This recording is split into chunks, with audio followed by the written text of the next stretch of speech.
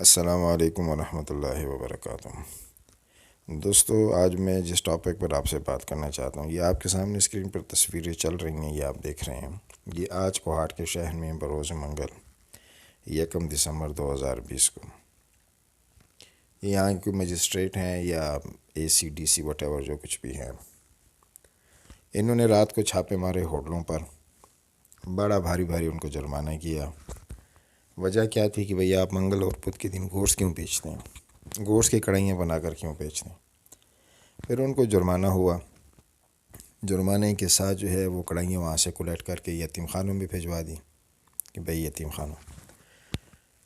یہاں پہ سوال یہ اٹھتا ہے کہ کیا اس ملک میں صرف یہی ایک مسئلہ رہ گیا ہے؟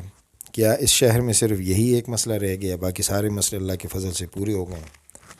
کیا یہاں پہ دودھ اور شہد کی نہریں بہنا چل پڑی ہیں؟ کہ یہاں کی عدالتوں میں انصاف جو ہے وہ ملنا شروع ہو گیا ہے؟ کیا یہاں کی مارکیٹوں میں، دکانوں میں 2 نمبریاں، ملاوٹ، یہ سب کچھ ختم ہو گیا ہے؟ کیا پولیس کے ادارے میں اور دوسری کورٹ کچہری میں لوگ سکھ اور چین کی زندگی گزار رہے ہیں؟ کیا لوگ گھریلو مسائل حل ہو گئے ہیں؟ کیا بجلی کا مسئلہ حل ہو گیا ہے؟ کیا اس سردی میں گیس کی لوڈ شیڈنگ جو تھی وہ ختم ہو گئی ہے؟ کیا یہ مسائل سارے حل ہو گئے ہیں؟ مجھے تو افسوس ہوتا ہے کہ یہ آج کل ایک عجیب قسم کا ٹرینڈ چلا ہوا ہے کہ کیمرے والا پکڑو، لوکل میڈیا وغیرہ، کسی کے اوپر چھاپا مارو، اس دکان میں گھسو، اس دکان میں گھسو۔ اللہ کے بندے، لوگوں کو کام کرنے دو۔ لوگ آلریڈی بڑے پریشان ہیں، یہ چھوٹے چھوٹے مسئلے ہیں۔ اچھا، آپ نے یتیم خانے میں گوشت دینا ہی ہے تو اپنی جیب سے دو نا، اپنے پلے سے دو۔ ان بیچاروں کو 10 12 ورکر مزدور ان کے ساتھ کام کر رہے ہیں، ان کے گھر چل رہے ہیں، ان کے چولہے چل رہے ہیں، ان بیچاروں کو تم نے اچھا یہ ہوٹل والے جو کام کریں یہ کیا کریں؟ پھر سبزیاں بیچیں ہوٹلوں میں۔ اگر آپ نے گوشت پہ پابندی لگانی ہے کہ منگل اور ٹھیک ہے، منگل دن اور بدھ کو ان 2 دنوں میں گوشت پر پابندی ہے، قانون ہے ہمارے ملک میں، جیسا بھی ہے اس کی طرف بھی میں آتا ہوں وضاحت کرنے کے لیے۔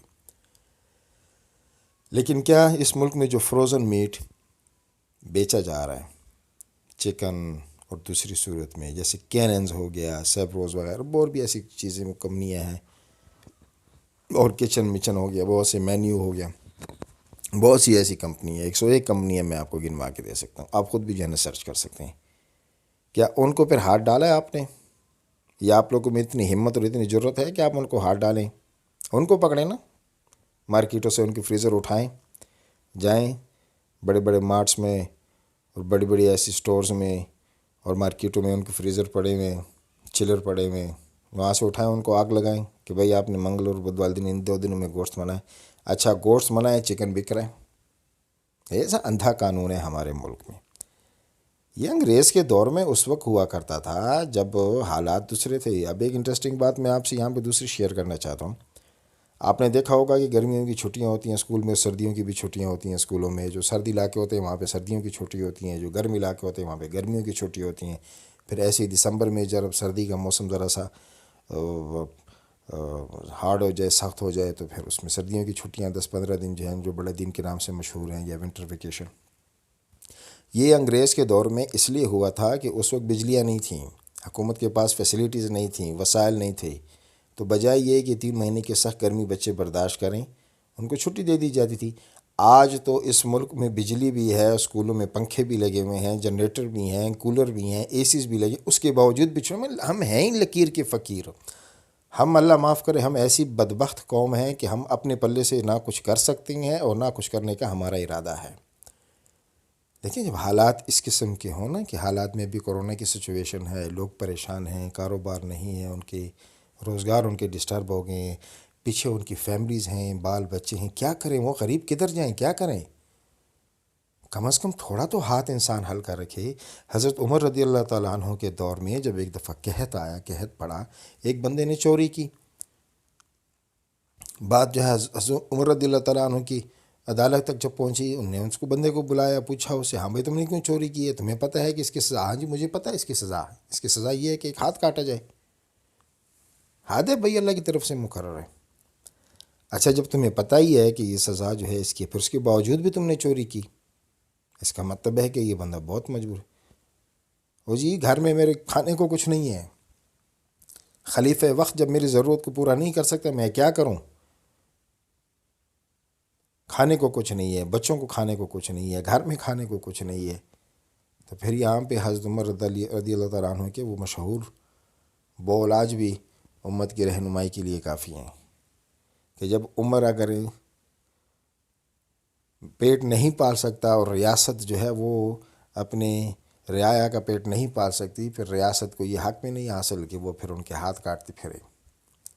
اسی طرح حکومت وقت کی ذمہ داری ہے، ان کی ذمہ داری ہے کہ یہ چھوٹے چھوٹے مسئلے، یہ کوئی مسئلے نہیں ہیں، اس میں ملک میں بہت بڑے بڑے مسئلے، آپ ادھر جا کے ہاتھ ڈالیں، یہ کڑھائیاں پکڑنا، پھر یتیم خانوں میں بیچنا، لوگوں کے کاروبار روزگار کو، یہ کوئی طریقہ ہے یار؟ یہ کوئی تک ہے؟ یہ کوئی انصاف ہے؟ اس کے بعد پھر ہم کہتے ہیں کہ اس ملک میں دودھ کی اور شہد کی یہاں پہ نہریں بہیں، یہاں پہ اللہ تعالیٰ کی رحمتیں اور برکتیں نازل ہوں، ہم ساری دنیا کی امامت اور رہبری کریں، ہمارے ملک میں عدل ہو، ہمارے ملک میں انصاف ہو، ہمارے ملک میں لوگوں کی اچھی زندگی ہو، اور طور طریقے ہمارے یہ ہیں۔ تو بڑے افسوس کے ساتھ کرنا پڑتا ہے۔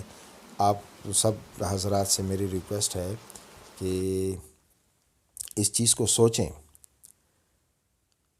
اس ملک کا المیہ یہ ہے، قوموں نے ایسے نہیں ترقی کی، اس ملک کا المیہ یہ ہے کہ جو شخص، جو سرکاری عہدیدار یا جو سرکاری اہلکار یا کوئی افسر یا ایم این اے یا ایم پی اے، جیسے ذمہ دار شخص یا ادارے کے ذمہ دار یا ادارے کے سربراہ اپنی چھتری اپنے سر پہ خود نہیں لے کر جا سکتا، خود نہیں اٹھا سکتا، ان کو ہم نے ذمہ داریاں دی ہوئی اداروں کی کہ یہ اداروں کو اٹھا کر لے کر چلیں گے، یہ ملک کو اٹھا کر لے کر چلیں گے، یہ نظام کو اٹھا کر لے کر چلیں گے۔ بدبختی اور کم عقلی تو ہماری یہاں پہ آ کر جو ہے نا سب کو پتہ چل جاتی ہے۔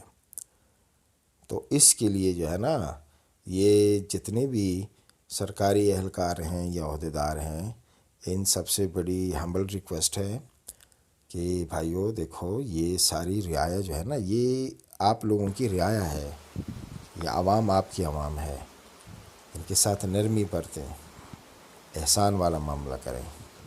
ٹھیک ہے جانے تو یار، کرو کاروبار کرو، کورس بیچتے ہو، ٹھیک ہے نا، حق حلال کا کاروبار کر رہے نا، کوئی چرس یا پاؤڈر تو نہیں بیچ رہے، کوئی 2 نمبر دھندا تو نہیں کر رہے۔ جاؤ ادھر جا کے ان کو جو کرپشن کر رہے ہیں، جو 2 نمبر دھندے کر رہے ہیں، جو اسمگلنگ کا کاروبار کر رہے ہیں، جو زیادتیاں کر رہے ہیں، اس ملک میں 1001 مسئلے جو ہے نا صبح سے لے کے رات تک ہو رہے ہیں، ٹھیک ہے نا، وہ حل نہیں ہو رہے، ادھر لوگوں کے کاروبار میں گھس گئی۔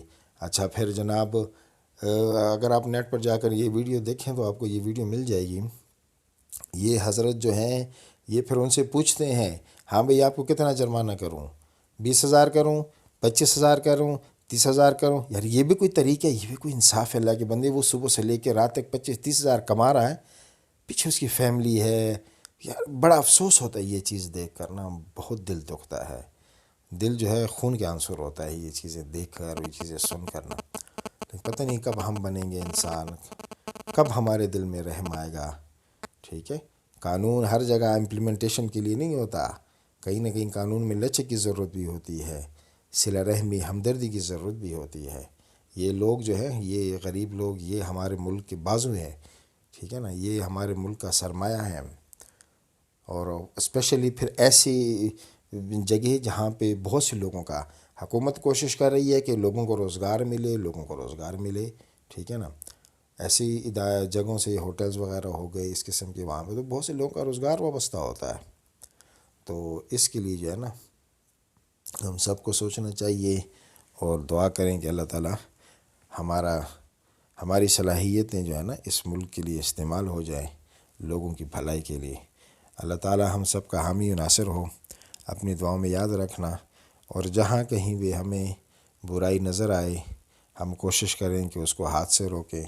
اگر ہاتھ سے ہماری اتنی سکت اور ہمت اور حوصلہ نہیں اور اتنی طاقت نہیں تو زبان سے اس کو روکیں، زبان سے اس کا انکار کریں، اور اگر اس سے بھی ہم پرلے درجے کے ہیں، ہمارا اتنا بھی ایمان کمزور ہے اس حد تک نہیں، تو کم از کم دل میں تو اس کو ہم برا سمجھتے ہیں نا، اور سمجھ سکتے ہیں، اور فرماتے ہیں حدیث شریف کا مفہوم ہے کہ یہ ایمان کا سب سے کم تر درجہ ہے، تو کم از کم سب سے کم تر درجے میں تو ہم آ جائیں۔